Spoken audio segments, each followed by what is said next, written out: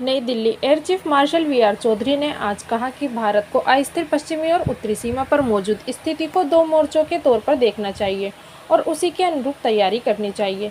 उन्होंने ये बात चीन और पाकिस्तान के दोहरे सैन्य खतरे से उत्पन्न होने वाली संभावित चुनौतियों का संदर्भ देते हुए कही। वायुसेना प्रमुख ने कहा, भविष्य में भारत पर सभी मोर्चों से हमला हो सकता है, जिसमें सैन्य गतिरोध से लेकर दुष्प्रचार और ब्लैकआउट तक शामिल हैं। ऐसे में भारत के सुरक्षा सिद्धांत और क्षमताओं को इन आकांक्षाओं का मुकाबला करने में सक्षम होना चाहिए। जब उनसे विशेष तौर पर पूछा गया कि क्या यूक्रेन के खिलाफ रूस की आक्रामकता चीन को वास्तविक नियंत्रण रेखा एलएसी पर और अधिक आक्रामक रूप अपनाने के लिए प्रोत्साहित करेगी, तो उन्होंने कहा कि वैश्विक घटनाओं और भू राजनीतिक घटनाक्रमों से भारत चीन संबंधों पर पड़ने वाले असर का लगातार विस्तृत तौर पर और सभी स्तरों पर आकलन किया जा रहा है। उन्होंने कहा, एक राष्ट्र के तौर पर हमें अपने मौजूदा और भविष्य के खतरों की सटीक पहचान करने की ज़रूरत है, ताकि उनका मुकाबला करने के लिए ज़रूरी क्षमता का विकास किया जा सके।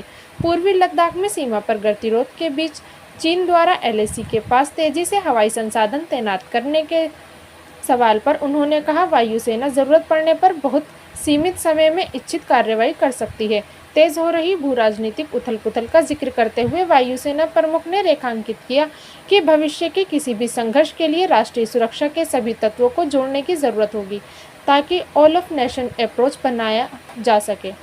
उन्होंने कहा, हमारे सामने पश्चिम और उत्तरी सीमा पर कुछ चुनौतियां मौजूद हैं। ऐसे में यह भारत के लिए अहम है कि वे दो अस्थिर सीमाओं को दो आकस्मिक मोर्चों के तौर पर देखें और उसी के अनुसार तैयारी करें।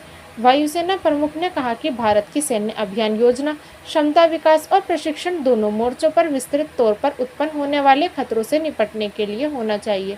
भारत के पहले प्रमुख रक्षा अध्यक्ष सीडीएस बिपिन रावत और पूर्व सेना अध्यक्ष एमएम नरवणे सहित कई शीर्ष सैन्य अधिकारियों ने उत्तरी और पश्चिमी मोर्चों पर समन्वित खतरे को लेकर चिंता जताई थी, लेकिन यह पहली बार है जब एक सेवारत सशस्त्र बल प्रमुख ने ऐसे खतरे से निपटने के लिए विस्तृत योजना बनाने का आह्वान किया है। एयर चीफ मार्शल चौधरी ने कहा, हम अल्पकालिक अभियानों से जुड़ी तैयारियों की अहमियत को समझते हैं, जिसके लिए त्वरित योजना बनाने, तेजी से अपने संसाधनों की तैनाती करने और वांछित प्रतिक्रिया देने की जरूरत पड़ेगी।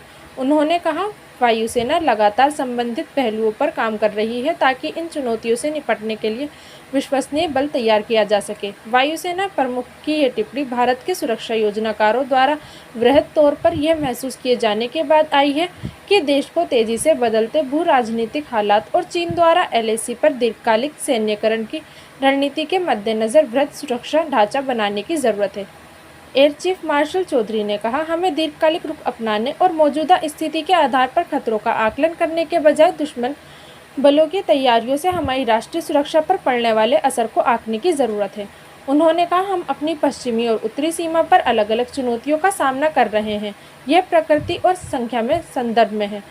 रक्षा बल के तौर पर हम हमेशा राष्ट्रीय सुरक्षा और संप्रभुता के सामने आने वाले खतरे का जवाब देने के लिए सतर्क रहते हैं। वायुसेना प्रमुख ने भरोसा जताया है कि भारतीय सशस्त्र बलों में सीमा पर किसी भी दुस्साहस का मुकाबला करने के लिए पर्याप्त प्रतिरोध क्षमता है। चीन एलएसी के करीब अपनी सैन्य अवसंरचना को मजबूत कर रहा है। इस बारे में एयर चीफ मार्शल चौधरी ने कहा कि वायुसेना सीमाओं पर अपनी क्षमता के विकास को लेकर लगातार सचेत रहती है और ऐसी कोई भी स्थिति उत्पन्न होने पर उसे नाकाम करने में सक्षम है। उन्होंने कहा, मैं हमारी आधारभूत अवसंरचना को अध्ययन करने की गति से खुश हूँ, जो हमारी नई ज़रूरतों और अभियानों के लिए अहम है। वायुसेना प्रमुख ने बताया कि चिनूक हेलीकॉप्टर का परिचालन पूर्व में निर्धारित 2 ठिकानों में से एक पर शुरू हो चुका है और दूसरे ठिकाने पर अवसंरचना विकास लगभग पूरा होने वाला है। उन्होंने बताया कि पूर्वी सेक्टर में राफेल स्क्वाड्रन के लिए अवसंरचना निर्माण और परिचालन क्षमता पूरी हो चुकी है। एयर चीफ मार्शल चौधरी के मुताबिक पूर्वोत्तर क्षेत्र में स्थापित मौजूदा एडवांस लैंडिंग ग्राउंड एएलजी को अतिरिक्त संसाधनों और उपकरणों से अध्ययन किया गया है। उन्होंने कहा, हम महसूस करते हैं कि वायुसेना से हम तेजी से प्रभावी तरीके से विस्तृत भौगोलिक इलाके में सीमित समय में कार्रवाई कर सकें।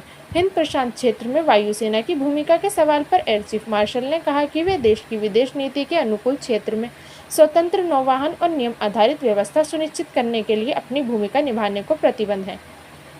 उन्होंने कहा, इलाके में शांति, संयम और स्वतंत्र आवाजाही को कायम रखने की ज़रूरत है और सबसे महत्वपूर्ण है कि क्षेत्र के सभी देशों को उनके आकार व ताकत से परे बराबर अधिकार मिले। वायुसेना प्रमुख ने कहा, भारत का बढ़ता कद न केवल समान विचारधारा वाले देशों बल्कि हिंद प्रशांत में मौजूद वैश्विक हितधारकों द्वारा भी महसूस किया जा रहा है।